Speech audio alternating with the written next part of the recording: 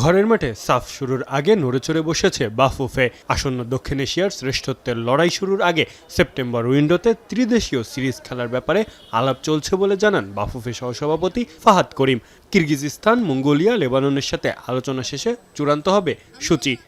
কিরগিজস্তান থেকে আমরা একটা ইনভিটেশন পেয়েছি, যেখানে কিরগিজস্তান তো আছেই অ্যাজ এ হোস্ট, তাদের সাথে ওখানে লেবাননও আছে এবং তারা আমাদেরকে ইনভাইট করেছে এবং তারা চাচ্ছে আরও একটি দেশ অ্যারেঞ্জ করার জন্য, মানে ওরাও একটা চার জাতি করতে চাচ্ছে।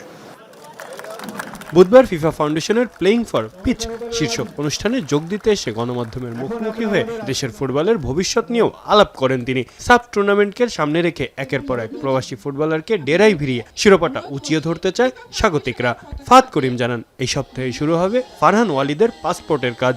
সাফে আরেক প্রবাসী জায়ান হাকিমকেও পাওয়া যাবে বলে বিশ্বাস বাফুফে সহসভাপতির।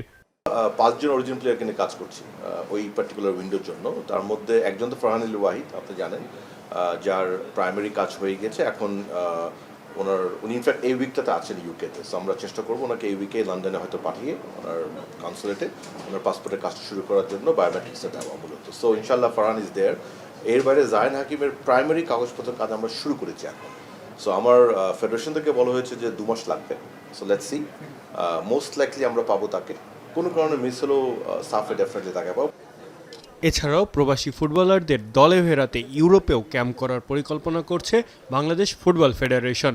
আইরিশ প্রবাসী ফুটবলার লুইস ওয়াটসনের জন্ম নিবন্ধনের কাগজপত্র গত মার্চেই সম্পন্ন হয়েছে বলেও নিশ্চিত করেছেন তিনি। তবে ওয়াটসন এখনও পাসপোর্ট তৈরির জন্য পারমিশন দেননি বলেই জানিয়েছেন ফাহাদ করিম। হামজা শমীমদের সাথে ফারহান হাকিমরা যোগ দিলে আরও শক্তিশালী হবে বাংলাদেশ দল, এমনটাই বিশ্বাস ভক্তদের। দুর্দান্ত খেলা হচ্ছে, এখন বল আছে অরেঞ্জ টিমের। মাহফুজ আহমেদ, এখন ঢাকা। অরেঞ্জ টিম না চলে আসলো নিউ